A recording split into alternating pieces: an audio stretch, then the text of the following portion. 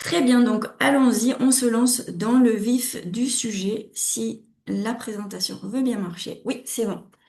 Donc on va commencer par une présentation vraiment de Play for Nature en très bref. On va vous parler ensuite de l'appel à projet de cette année, donc qui peut candidater, le calendrier, etc. Ensuite, on va vous parler un petit peu plus de voilà pourquoi utiliser le sport, comment et comment est-ce que ça peut aider dans votre action de conservation. Et puis, on aura la chance d'avoir des témoignages de lauréats de cette année, à savoir l'association Bise et Un Bout Mon Tour. Et puis, on aura à peu près, suivant le nombre de questions, on a prévu environ 30 minutes de questions-réponses à la fin de la présentation. Donc, n'hésitez pas à les noter chez vous ou alors dans le chat. On a Anne ici, la directrice de Play for Nature, qui va aussi m'aider à répondre à vos questions. Play for Nature, c'est un fonds de dotation qui est dédié à la préservation des espèces menacées et de leur habitat. Ça a été créé en 2013 et pour vous donner un petit ordre d'idée, en 2025, on a soutenu environ 22 associations dont, je dirais, trois quarts étaient des projets qui utilisaient le sport pour la conservation. Donc, on les soutient en 2025 et le projet a lieu en 2026. Je vous en reparlerai plus tard. Play for Nature est un membre de l'UICN et on agit à travers trois piliers, c'est-à-dire qu'on soutient des projets qui rentrent en fait dans trois catégories différentes. Et aujourd'hui, c'est la catégorie biodisport qui nous intéresse, puisque cette année, notre appel à projet ne concerne que des projets qui vont intégrer le sport aux actions de conservation. Donc, ce fameux appel à projet Biodisport 2026, qui peut candidater? Donc, ça va être des associations, donc des organisations de la société civile qui vont être dédiées à la conservation de la biodiversité. C'est-à-dire que, en règle générale, plus de 50% de votre budget doit être dédié à des actions de conservation. Donc, tout ce qui est structure généraliste ou, par exemple, exclusivement sportive, ça ne va pas être éligible. La structure doit aussi doit avoir au moins 3 ans. C'est-à-dire que tout ce qui a été créé en 2023, après 2023 en fait, va être trop jeune et donc pas éligible. Ensuite, vos espèces, votre espèce cible de votre projet doit être listée sur la liste rouge de l'UICN dans les catégories vulnérables, en danger ou en danger critique. Le montant que vous allez nous demander ne doit pas dépasser 50% de votre budget annuel et il doit aussi représenter plus de 10% du coût total du projet. Donc, qu'est-ce que ça veut dire? En gros, on ne veut pas que votre projet, ce soit le gros projet qui porte votre structure, en fait. Il faut que ce soit un des projets que la structure mène. Et à contrario, il ne faut pas que notre contribution ne soit qu'une petite goutte au sein d'un projet très grand. On voudrait idéalement que notre collaboration soit significative. On va vous demander qu'il n'y ait pas de transfert de fonds en fait entre organisations. Donc par exemple, si BirdLife Angleterre va candidater pour un projet qui serait BirdLife Kazakhstan, ça ne va pas fonctionner. On préfère que ce soit BirdLife Kazakhstan qui soit le porteur du projet directement et qui candidate avec l'aide éventuellement d'autres organisations pour la construction de votre candidature, mais nos financements iront directement en fait vers BirdLife Kazakhstan dans cet exemple. Si vous êtes en zone de conflit armé notamment ou dans des zones qui ont des restrictions, des sanctions en fait économiques, là malheureusement votre projet sera inéligible. Donc vous verrez ça au moment de remplir votre candidature. Vous aurez une liste déroulante. Si votre pays n'apparaît pas dans cette liste, c'est que c'est inéligible. On va vous passer dans le chat aussi une liste de pays préliminaires. Si votre projet se trouve dans cette liste, contactez-nous, comme ça on pourra vous donner plus d'informations. Et enfin, donc, on demande un certain nombre de documents dans votre candidature. Essayez vraiment de donner tous ces documents qui sont demandés parce que s'il en manque un, votre dossier sera classé automatiquement en tant que dossier inéligible, malgré en fait la qualité de votre candidature. Donc ça, ce serait quand même très dommage. Alors, tout projet sera financé à hauteur de 5 000 € et on va vous demander de candidater via notre plateforme qui est en train d'être finalisée. Pour ceux qui ont déjà candidaté dans les années précédentes, c'était sur la plateforme qui s'appelle Win. Là, la plateforme va changer un petit peu puisque c'est notre propre plateforme, mais le fonctionnement est globalement très similaire. Donc pour ceux qui ont déjà candidaté auparavant ou qui sont soutenus, qui ont été soutenus dans l'année 2025, on va vous demander de recandidater aussi, puisqu'il n'y a pas de reconduction automatique, sauf si c'est stipulé dans notre MOU. Et donc tout ce qui est renouvellement, soutien pluriannuel ou augmentation du montant par rapport aux 5 000 €, ça c'est des décisions qui seront prises pendant la commission de sélection et vraiment au cas par cas.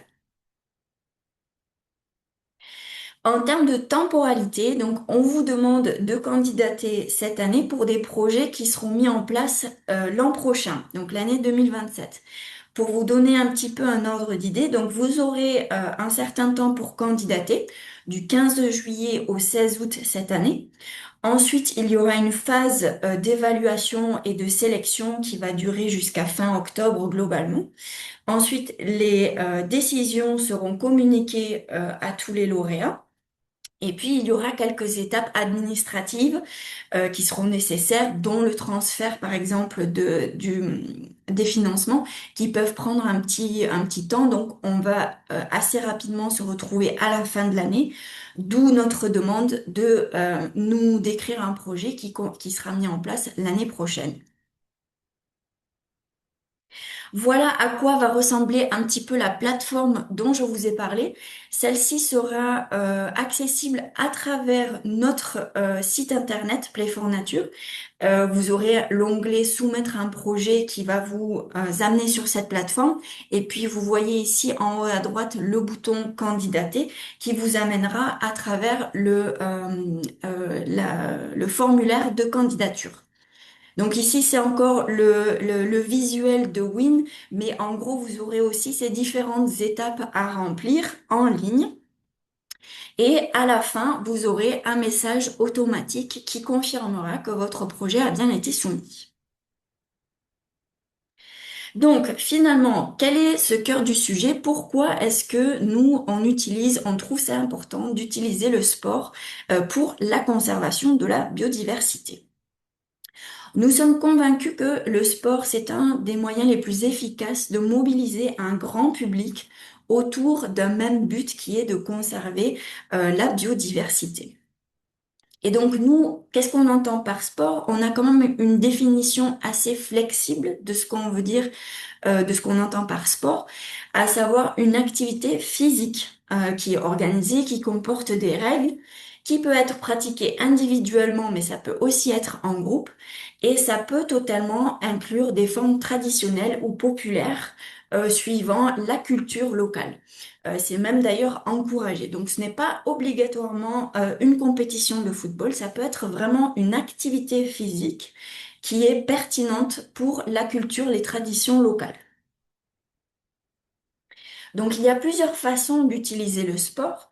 Le sport peut être une plateforme, donc c'est un espace qui va diffuser des messages de conservation de manière un peu passive à travers les banderoles ou les annonces. Ça peut être servir de pédagogie, donc le sport lui-même va porter un message de conservation, donc parfois des thématiques ou des connaissances en écologie ou en environnement et conservation.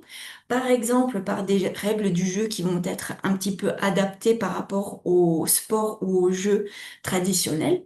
Et puis ça peut être un format particulier, ça peut intégrer des sessions de formation, etc. Le sport peut aussi directement produire un résultat mesurable pour la conservation. Donc, comme je l'ai expliqué là, ça peut être, le sport peut servir de substitution à une pratique qui peut poser problème à votre espèce cible. Vous pouvez avoir des activités de nettoyage ou de restauration ou même du monitoring, donc du comptage de l'espèce cible. Et on a spécifié vraiment qu'un projet fort, c'est celui où le sport en fait va essayer de modifier un comportement qui est à l'origine d'une pression sur la biodiversité. Ça, c'est vraiment le but ultime. Donc ici, on voudrait spécifier que Play for Nature ne finance pas forcément seulement la sensibilisation en tant que telle, mais c'est quel produit finalement. Et un projet qui serait intéressant, il doit essayer idéalement de répondre à trois questions. Donc d'abord, quel est le problème sur votre situation, euh, sur l'aire où vous travaillez? Quelle est la pression locale qui va peser sur l'espèce ou l'habitat en question? Ensuite, le levier. En quoi est-ce que le sport que vous choisissez va permettre d'agir sur ce problème? Et finalement, le changement. Quel comportement va changer? Chez qui? Et comment le mesurer? Donc ici, j'ai un petit exemple théorique pour illustrer ce concept. Donc on a le problème, c'est la pêche au filet non sélectif qui va détruire les récifs coralliens dans une zone. Le levier, c'est la plongée en apnée qui va créer un contact direct avec les récifs et les espèces menacées et donc créer cette expérience, cette émotion qui va permettre de changer potentiellement les comportements. Donc, le changement, c'est que les pêcheurs vont s'engager à adopter des filets sélectifs, par exemple. Et puis, comment est-ce qu'on mesure ça? Ça peut être le suivi du nombre d'engagements dans cet exemple, du type de filet utilisé ou alors des observations de terrain sur les sites de pêche. Donc cette mesure vraiment du changement ou de votre preuve d'impact, c'est assez important et c'est un aspect qu'il faut vraiment réfléchir. Quels indicateurs seraient les plus efficaces pour essayer de mesurer votre changement ou votre preuve d'impact? Quels indicateurs sont réalistes aussi et sont faisables? Ça, c'est aussi important. Ensuite, idéalement, si vous avez de très bons indicateurs, l'idée, c'est d'avoir une comparaison avant et après votre événement sportif pour voir vraiment s'il y a un effet de cet événement. Et ensuite, donc, on vous demande aussi de ne pas seulement mesurer le volume d'activité, on va dire. Donc, souvent, on retrouve des indicateurs qui vont nous dire le nombre de participants, le nombre d'activités qui ont été faites, par exemple. Mais l'idée, c'est d'aller un petit peu plus loin et de vraiment mesurer et de rattacher tout ça à vos objectifs de conservation. Ensuite, quelques ressources que l'on aimerait vous citer et qui seraient utiles pour la construction de votre projet, votre candidature, à savoir notre page internet Play for Nature qui a une page vraiment dédiée à l'appel à projet où vous retrouverez les critères d'éligibilité, notamment le guide Biodisport qui peut avoir vraiment des conseils pour comment organiser votre projet sportif. On a une foire aux questions aussi avec voilà quelques questions qui nous sont fréquemment posées. Vous aurez le règlement de cet appel à projet également qui pourrait être téléchargé. Et puis ce webinaire qui est enregistré et qui sera disponible sur notre chaîne YouTube. Alors, si vous avez toujours des questions, pas de problème, n'hésitez pas à nous contacter à conservation@playfornature.org. Je laisse une seconde cet écran et puis nous passerons à la suite. Voilà, où je laisse la parole à deux de nos lauréats de cette année, à savoir Frédéric de Bise et Peter de Mboumontour. Frédéric, si vous voulez bien préparer votre présentation, ce sera à vous. Bonjour à toutes et à tous et merci beaucoup de nous avoir associés à ce webinaire. C'est un plaisir pour moi de partager notre expérience et avec le soutien de Play Foundation sur nos activités d'éducation à l'environnement, particulièrement dans la basse vallée de l'Uéné. Et un instant, je suis en train de chercher, d'envoyer la présentation. D'accord. Donc, je Je suis Frédéric de BIS ONG, entendez Benin Environment and Education Society. Nous sommes une organisation non gouvernementale qui œuvre pour la protection et la gestion durable des ressources naturelles et au sud Bénin. Donc, avec le soutien de Play for Nature, nous avons conduit depuis 2024, bon, depuis les 3 dernières années, le projet d'appui à la conservation de la réserve de biosphère de la basse vallée de Lomé et à travers la course à pirogue que nous avons dénommé à Clochot. Slide suivant. Alors, ma présentation sera structurée autour des points que voici. Je vais parler vraiment du contexte du projet, bon, en abordant le territoire, les espèces cibles, les enjeux de conservation. Ensuite, je parlerai du lien sport-conservation et je finirai par les résultats chiffrés et apprentissage clés.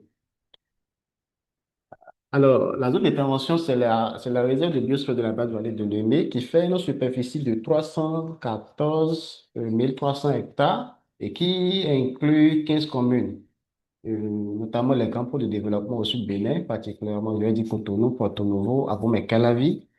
Et les espèces cibles, les espèces menacées qui sont ciblées par le projet, c'est le lamatin d'Afrique qui est vulnérable sur la liste rouge de l'UICN, l'autre à côte achetée, le crocodile nain, le citatonga et aussi les oiseaux d'eau. Et bon, ajouté à cela, il y a aussi plusieurs autres espèces végétales qui sont menacées dans la réserve et qui sont utilisées abusivement. Alors, la réserve est caractérisée par ce que nous appelons le complexe fluvio-lagunaire et qui est composé du fleuve Wémé, la lagune de Porto Novo et le lac Nokoué.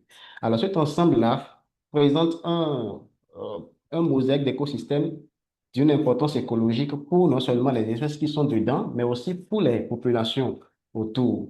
Et cette réserve-là fait face à des pressions telles que la déforestation, la surexploitation des ressources naturelles, c'est la surperche, le braconnage, l'installation anarchique des parcs à Acadia et le dragage de sable lagunaire, parfois non contrôlé, et la pollution due à la proximité de cette réserve-là avec les grandes industries du pays.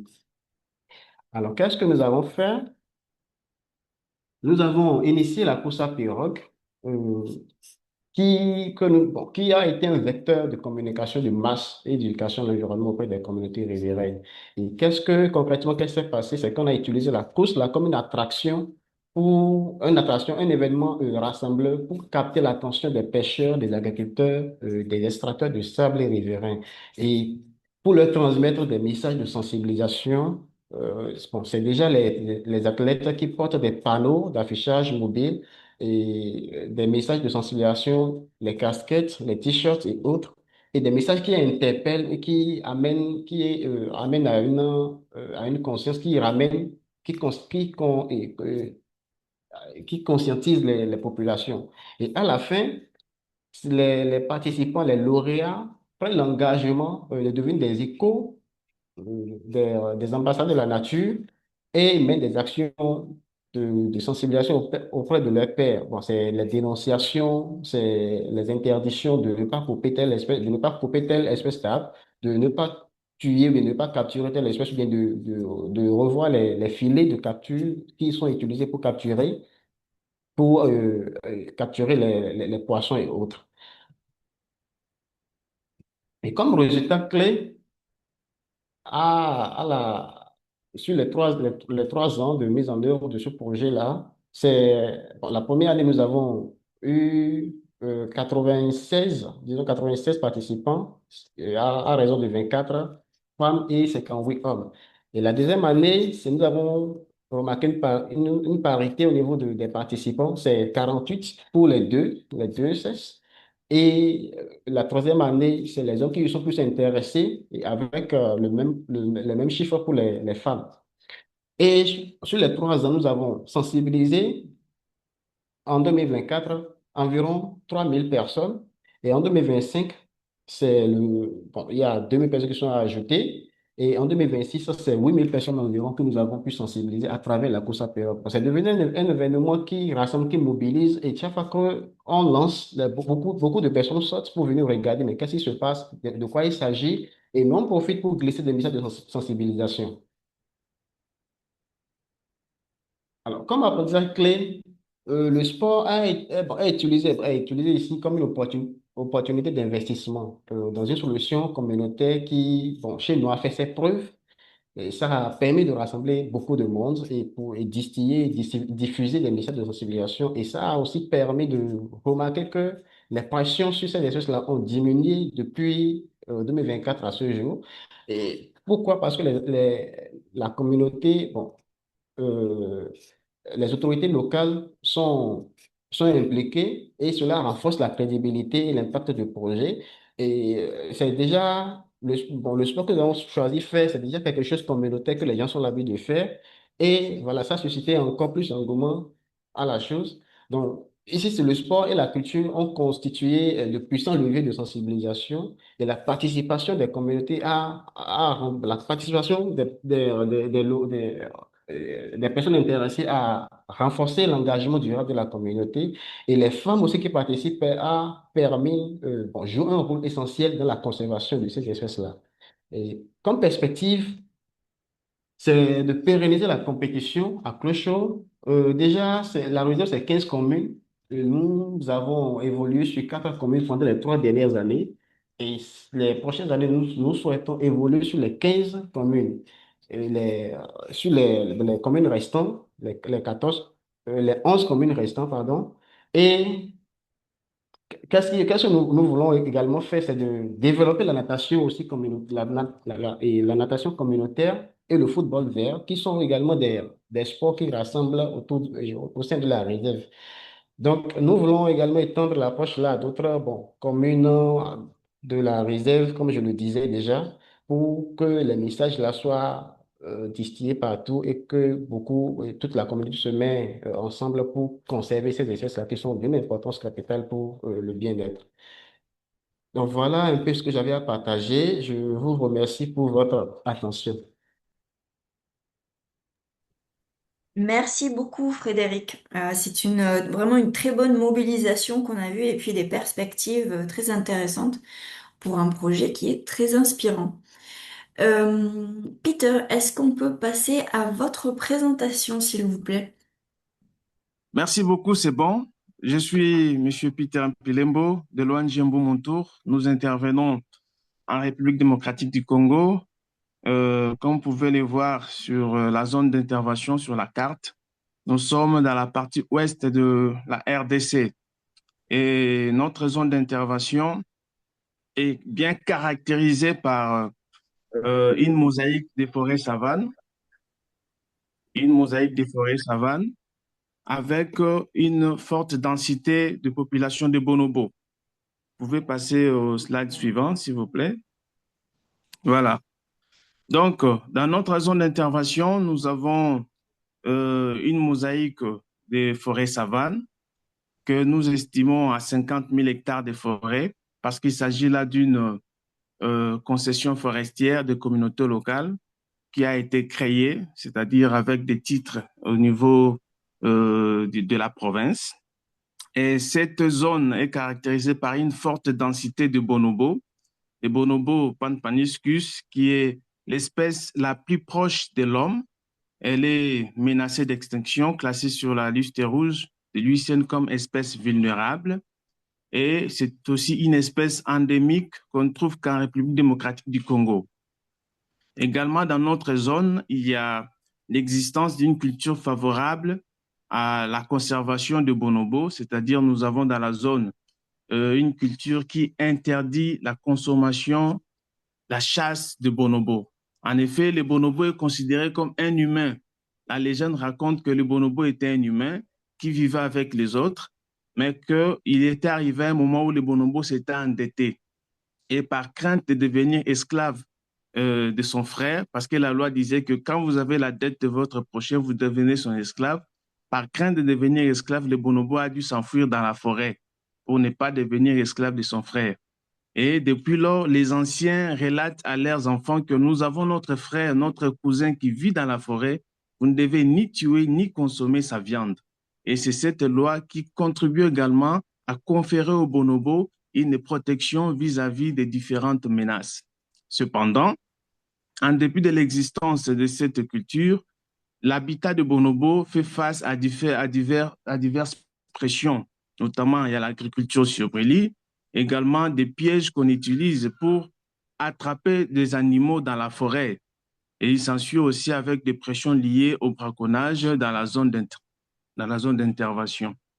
Et en plus de cela, il y a également des problèmes liés à la diminution de l'observance des tabous traditionnels, parce que nous avons constaté avec le temps que les respects des tabous traditionnels étaient en train de diminuer, parce qu'il y a l'arrivée des gens qui venaient de l'extérieur, il y a des compagnies qui venaient s'installer dans la zone, qui apportaient des traditions, des habitudes qui n'étaient pas commodes avec la conservation. Et du coup, nous avons commencé depuis un moment à mener des actions pour sensibiliser les communautés locales. Cependant, nous n'avions jamais alors entrepris de faire les sports ou d'associer les sports à la conservation de la biodiversité. En 2023, nous avons eu l'opportunité de collaborer avec Play for Nature qui nous a soutenus en utilisant les sports comme levier ou outil de la conservation, ce qui n'a jamais été fait auparavant. Ainsi, nous avons premièrement commencé par des consultations et sensibilisations des parties prenantes pour que les communautés comprennent de quoi il s'agissait. Ils devaient comprendre que ce n'était pas juste des compétitions qu'on organisait comme ça, mais qu'il y avait vraiment un objectif ou des objectifs à atteindre derrière l'organisation de ces activités. Et après avoir compris les bien fondés de l'organisation des activités, les communautés se sont appropriées du projet. Donc, nous leur avons aidé à comprendre qu'il ne s'agissait pas d'une activité que nous organisons pour eux, mais il s'agissait plutôt d'une activité qui leur concernait, qu'ils étaient les premiers à être impliqués sur la première ligne. Et grâce au sport, après avoir consulté et sensibilisé les communautés, nous avons réussi à mobiliser, alors je dirais que c'était une mobilisation exceptionnelle, parce que nous n'avons jamais réussi à mobiliser autant de personnes par le passé avec nos activités de sensibilisation. Et grâce à cette mobilisation et grâce à cette sensibilisation, il y a eu un regain de l'attention pour la biodiversité, particulièrement pour les bonobos. Et lors de la tenue des activités, il y a eu ce que nous appelons une sensibilisation intégrée. Les sports, bien évidemment, ça attire les gens, mais quand ils viennent, pendant des sessions de sport, pendant même des sessions de sensibilisation, nous avons passé des messages qui ont contribué à améliorer les connaissances et pratiques des communautés locales sur les activités, sur tout ce qui est la conservation de la biodiversité, la conservation du bonobo. Et vous pouvez voir au travers des images que nous avons organisé des chansons populaires locales qui portaient sur la conservation des bonobos. Il y a même une chanson qui a été composée juste en lien avec l'histoire du bonobo qui vivait dans la forêt. Nous avons chanté, nous avons dit « Bonobo vivait au village Bonobo. À cause de sa dette qu'il ne pouvait pas payer, il s'enfuya dans la forêt. Bonobo, bonobo, Ça, c'est une chanson qui rappelle à tout le monde que nous avons notre frère, nous avons notre cousin qui vit dans la forêt. Nous avons tout intérêt à les protéger. Et sa protection passe notamment par de bonnes pratiques, par de bonnes façons de vivre avec la forêt, avec la savane, ne pas détruire son habitat, conserver son habitat, et puis dénoncer tous ceux qui sont en train de mener des activités illicites. Nous avons tous la responsabilité de protéger cette espèce endémique et vulnérable. Et nous avons également songé à une gouvernance locale. Nous avons vraiment particulièrement voulu responsabiliser les femmes et les jeunes parce que ce sont des personnes qui constituent la masse la plus importante de la population, mais qui très souvent est écartée des activités. Mais nous avons responsabilisé les femmes, surtout pour les activités des Nzango et des Silikoti, qui sont des sports traditionnels féminins. Nous pouvons avancer. grâce aux activités que nous avons entreprises, que nous avons menées, il y a eu près de 43 500 personnes qui ont été sensibilisées sur la conservation des bonobos et la gestion durable de la biodiversité. Et comme résultat chiffré sur base des indicateurs, on peut voir qu'avant le début du projet, on pouvait capter plus de 30 pièges dans la forêt. Plus de 30 pièges dans la forêt. On pouvait, des pièges métalliques, parce que des pièges métalliques, ce sont des pièges qui sont très dangereux. Ça blesse les animaux, ça coupe les bras et ça peut endommager vraiment des parties de leur corps et même conduire à leur mort. Et ça, c'est une menace permanente. Avant, c'était à plus de 30, mais après les projets, grâce à ce que nous avons fait, nous sommes arrivés à moins de 10. Donc là, vous voyez, il y a 8. Et les campements des chasseurs, on pouvait en avoir jusqu'à 5 par an. Grâce au travail des dénoncements, grâce aux patrouilles forestières, aujourd'hui, on n'en a plus presque. C'est la même chose pour des cartouches qu'on pouvait retrouver dans la forêt. Et avant notre travail, vous pouvez voir, tout ce qui concernait les alertes communautaires était très, très faible. Mais maintenant, nous avons des PV, des plaintes. C'est-à-dire, on est arrivé même à attraper quelqu'un qui avait fait son campement dans la forêt. On l'a amené auprès voilà, des instances habilitées où on a porté plainte et la personne a été jugée, sanctionnée. Et tout ça, c'est grâce au travail que nous avons mené depuis 2023 jusqu'à ce jour et que nous continuons à faire. Et nous avons plus de 200 patrouilles forestières par an, ce qui justifie en fait les résultats que nous avons soulevés juste dans notre tableau. Et nous observons aujourd'hui des changements tangibles et une implication croissante de communautés sur la surveillance et la protection des bonobos, mais aussi de la forêt. Et en dernier lieu, comme leçon apprise, nous retenons ici que les sports constituent un puissant levier du changement social, un outil de mobilisation communautaire. Mais nous retenons aussi que les sports n'est pas une fin en soi, parce que lorsque nous réunissons les gens, l'objectif n'est pas que les gens soient juste nombreux, que voilà, ils soient réunis, mais plutôt les sports est vraiment un moyen pour atteindre les objectifs de la conservation. Et qu'en les réunissant, nous profitons pour vraiment passer de bons messages de la conservation, de sensibilisation, de renforcement des capacités. Nous retenons aussi que la responsabilisation communautaire favorise l'appropriation du projet.